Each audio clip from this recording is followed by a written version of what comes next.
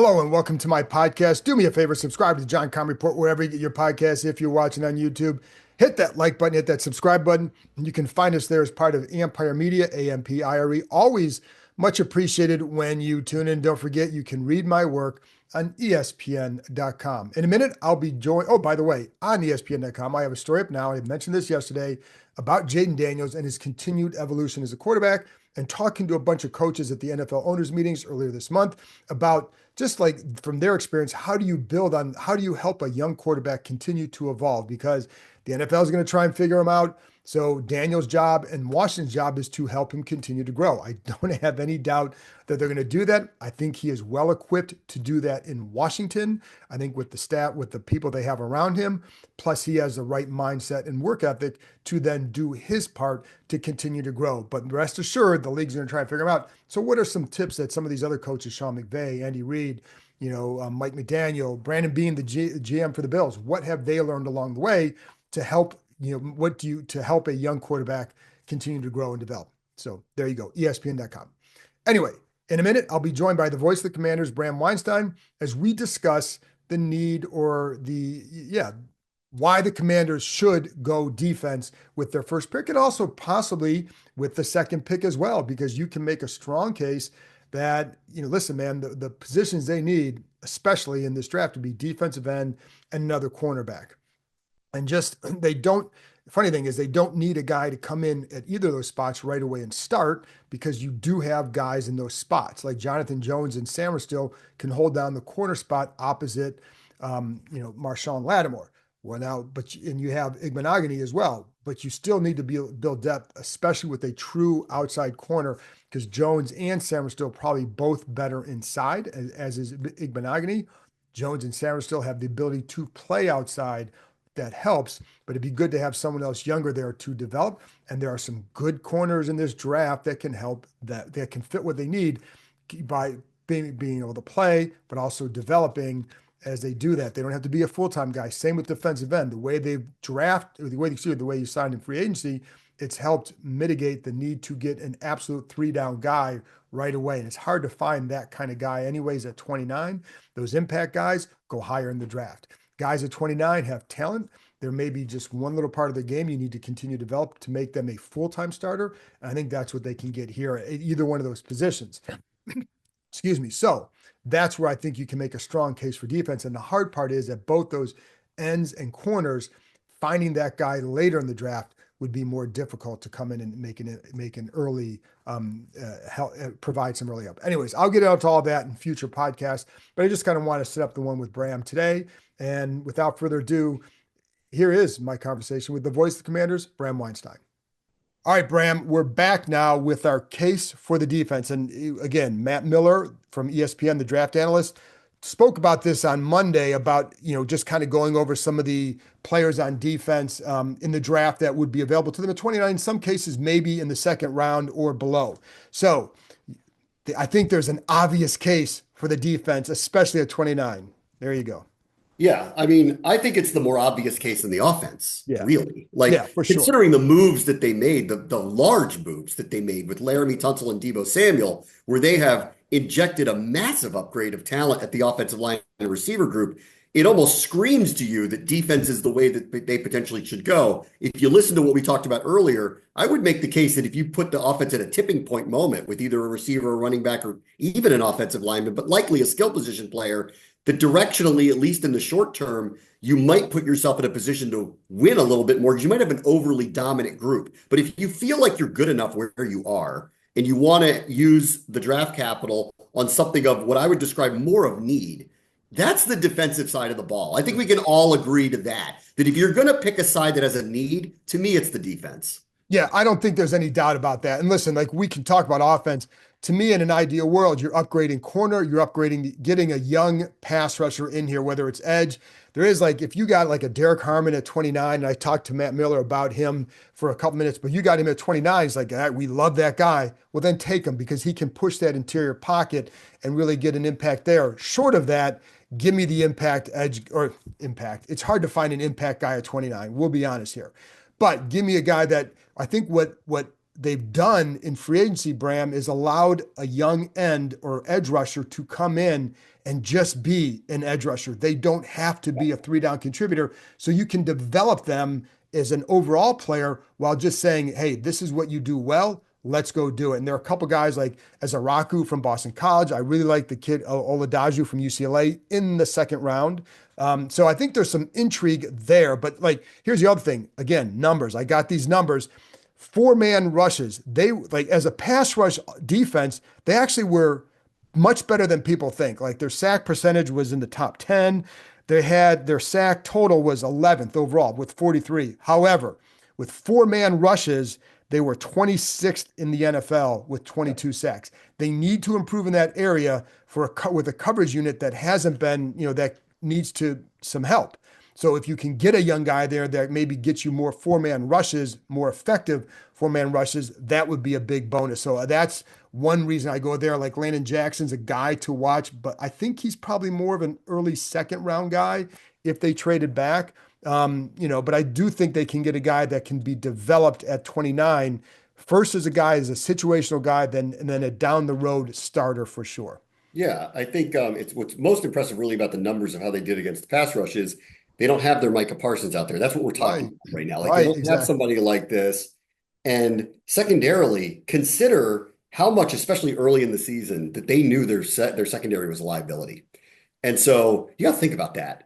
How much pressure are you really going to bring if you're concerned about how the secondary is going to hold up? Look where it was when it started. Look where it was by the middle of the season. Look where it was by the end of the season. They were making changes on the fly. They were moving people out of positions that they didn't want them to be in. They moved Sanders still to the outside. Emmanuel Forbes was released. They traded for Marshawn Lattimore. They were trying to fix things on the fly to give that team a chance to win because they were weak at those positions. It starts from a different base. It all starts with obviously Lattimore being healthy. But as much as we talk about on the offense, are they still missing dynamic playmakers, right? I would argue the same thing on defense. Do they have dynamic playmakers? I think Frankie Louvu is one of them for them. I am hoping that a healthy Marshawn Lattimore becomes that player that he was a couple of years ago if he can get back to full strength and he gets back to his play style. I think that he could potentially be that. But when you look up front, I love what they did in terms of depth and rotational pieces up front. And I don't know what I don't know about Javon Kinlaw. They're going to sell to us that he's going to be a massive difference maker. You haven't seen the best of him. He is a first round talent. We're getting him at, and I know people argue about the contract, we're getting him at a much lower rate than what the top tier numbers are, but he's got to go out there and prove all of that. And until I see it, I'm not going to believe it. I have to see it to believe that with him. I'll hear them out. They know him better, and they've been wrong about just about nothing so far. So I'm going to hear out everything they have to say. But if you're really looking, like, where's their edge rusher? Who's the guy who gets the 12 sacks that's not Dante Fowler and is a liability on the edge? Like, who is that person for them? Who's the guy who has 6, 7 interceptions? Is it Lattimore? Maybe. Is it Sanders still? Maybe. So I think they're still missing a dynamic, game-changing playmaker. And the area it just totally screams is edge rush. It does, and that's where like Ezaraku gets to the quarterback, right? Though I'm intrigued by Oladaju because he just moved there during the season and he really produced. He can play all over. He's a Dan Quinn type guy. So I think that's there. But you're right, like getting a defensive playmaker. So 17 turnovers or takeaways last year, one of the worst in the league. Only 9 interceptions. That also was one of the worst in the league. Their 9 interceptions were 24th in the NFL. So get a guy in there who can make plays. Like if you're looking for, like that could be a corner. Now it's funny because like Hairston from has had a lot of picks in college. I don't know that he fits exactly what they want. He's a smaller guy. He seems like maybe a slightly bigger version of Emmanuel Forbes. But he did make plays on the ball. But there are other guys I think like that Emin Warrior, the safety from South Carolina, like is he a guy that could be somebody that would be tempting because he can make plays and he can play back, he can play up in the box. So like there's another, but just they need to get a guy who can make plays. I agree with you, and I don't know where they're going to get it, but I think edge rusher would be a great place to start. But if they went, how would you feel if they went corner or edge rusher at 29 and then corner or edge rusher at 61? I do really feel like the board is really wide open to them. Mhm. And so I don't feel like that they are cornered into doing anything, and I really won't be surprised by much. My gut says they're going to take a player on both sides of the ball with the first two picks, but I don't know that. Like there are some pretty good interior offensive linemen that seem to figure to hit in the middle of the second round. I don't know that that's not something that they look at and go, that's an upgrade for them too. So like on defense, it screams edge, but this team isn't taking a guy because they just like him. They take a guy who they think they fits the culture and all of that stuff. And until we know who those people are, it's hard to really project what it is. They are very much into, they want to know the person and have the skill set, and they're looking for certain things. So I don't know where they are on this type of stuff. On the South Carolina safety, he's intriguing because he pops off the screen. Right. He's a big presence. He's got tremendous speed. He's got range. He looks imposing. But do they like him as a player? I I don't don't know. know. I mean, like, considering what the top tier talent is of this particular draft, is he's all that. He's a top 10 pick. Right. I don't hear anybody saying that about him. Yeah. So I don't know where they are on a lot of these players, honestly, on that And side. listen, also along those lines, and you have guys like Mike Green, James Pierce, who there are questions about other aspects of, the old character concerns, whatever. That are those guys that would be, some whom they would consider. And I don't know. And um, I would, well, I don't know, so I can't even say. But you're right. Like I don't know what they think. But my point is, like, if they, let's say they end up with a corner, let's say they take Amos at 29 and they get Oladaju in the second round, what Yeah. would you think? Okay. I'll You know, take like, it. they listen, they have, until proven otherwise, they have my trust. Yeah. Like, and I can't, like in the position that I'm in the past, I would never have stated at this point in time, that like a previous group might not have been completely trustworthy with the decisions they were making, but this group has done really very little wrong in reshaping their roster, doing the things they've done. I think we can all agree there was a lot of work to do to try to reshape the whole thing, and they've done a lot. It doesn't feel complete. And that's why I would just go around to, I really think that they're open to doing just about anything. And I won't be really surprised by much. And, there's a lot of even like with only 5 draft picks, I mean, I'd argue they need a kicker. So like that might be one of those late round draft picks, like Hey, all of a sudden. Like, so I wouldn't be surprised by a lot really in this draft. And then there is the other hanging chat of the whole thing. What if Jackson Dart's available at 29? What if somebody calls them and wants to trade back? Do they seriously consider that? And my guess is yes. That is oh, the answer, heck yes. yes.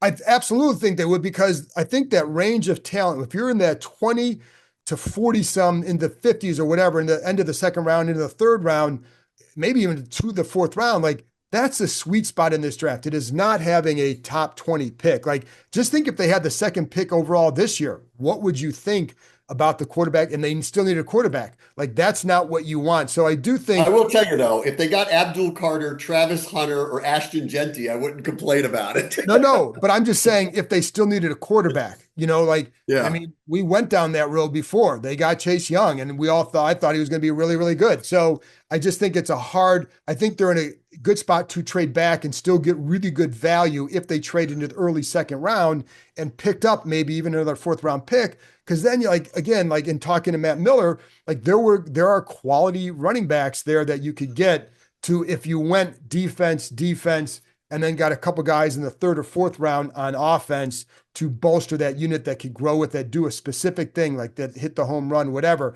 But if they could find a guy who gives them that corner depth, like, and the guy doesn't have to come in and be a starter, Bram. Like, if he can't come in and be a starter right away, well, they got Jones and Sammer still, and Lattimore. But if he can, now if Lattimore doesn't play as well or gets hurt, now you got a replacement there. Or you know what I mean? It'd be a good situation to have. I like the Amos kid I like him. Without knowing who they love, and who's going to be there, I mean, this is the other thing that really comes up about this. The case for the defense is it's more of a need, obviously, like especially at like edge rush, but you shouldn't reach, you shouldn't just take somebody because you have a need. It feels like when we talk about the offense, that the chances are they're going to get more of a dynamic playmaker off the bat on that side of the ball. And I could be wrong about that, and they can call me and tell me I'm wrong about that. But that's my read on where they are right now. That like there may be a really good running back or receiver, like a top tier one that falls down to them. Is the best edge rusher going to be there at 29? I don't know. And if he's not going to be there at 29, then you got to make some decisions. I think they're an interesting spot, but I think largely the case really falls to who is the best player available. And if that is the defensive side of the ball, then that feels like the more needier side of the two. For sure. And I think, again, it goes back to like if you got an edge guy there at 29, for example, or again, if like Oladaju, if you get him, I keep bringing him up because I really like him, but you get him in the second round, now you have a young guy that you can build with like a Johnny Newton up front. And because that is not, it's not the youngest group around. And shoot, next year, Deron Payne, they're going to have to make a decision on his contract. So if you went like a Derek Harmon, for example, like I know they did this, but they added this because you never know when it becomes a need, but he also can rush the passer. Like that's that I mean, okay, if that's what they think is best. But I do think the edge would be the best value in that area. And Yes. I would be all for that because again, they don't have to come in and be the every down impact guy. They just have to come in and help in this role as they develop as an NFL player. And that's a good thing. That's not a bad place to be. I'd say the same thing about corner. So the other one is, like because safety would be interesting because I don't feel like that's a big need. I know like they lost Chin, but I think Harris is not that much of a downgrade. And I like Quan Martin, but if you got a guy like if they love Emin Wari, they're like, okay, then he gives you size, he gives you versatility, and he gives you maybe the chance to make plays. What about like linebacker? Is there anything you would do there? Because the one name that would come up is Carson Schlesinger that Matt Miller talked about. Be a really good Mike linebacker, can carry guys down the field and in certain zone coverages. They don't have that now. But what would that be too much of a luxury for you?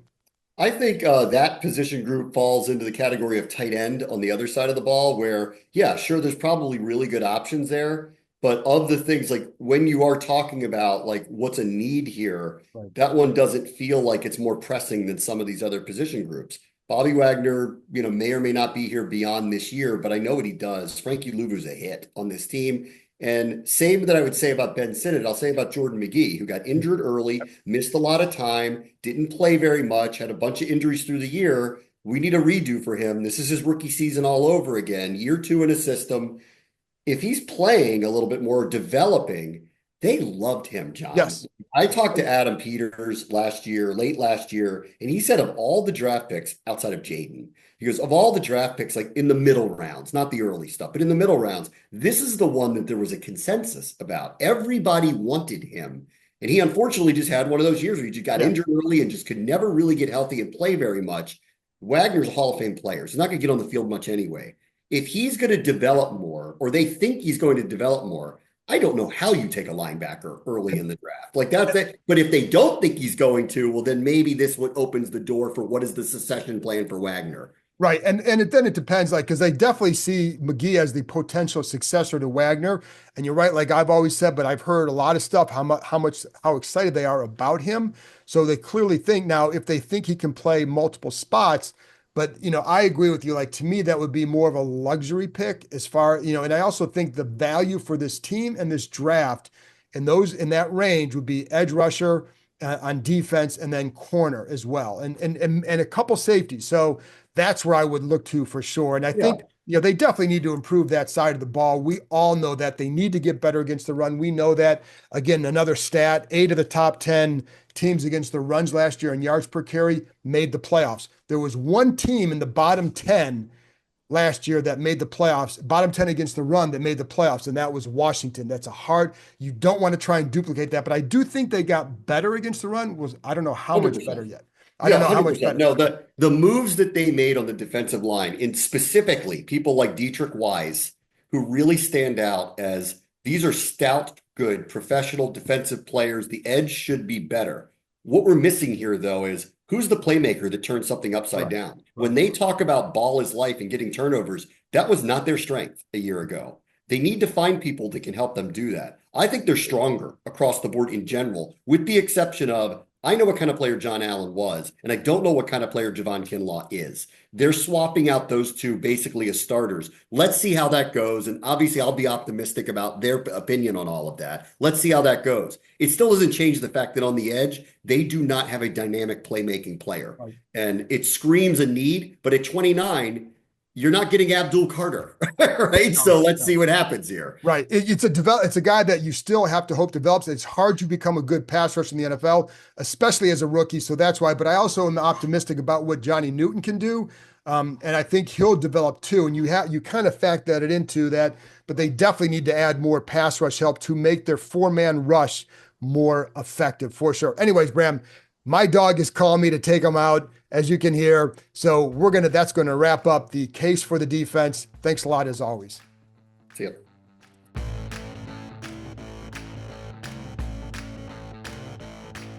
That's it for this episode. Thanks to Bram for joining me, and thank you as always for tuning in. I'll be back with another episode on Thursday. So I'll talk to you next time.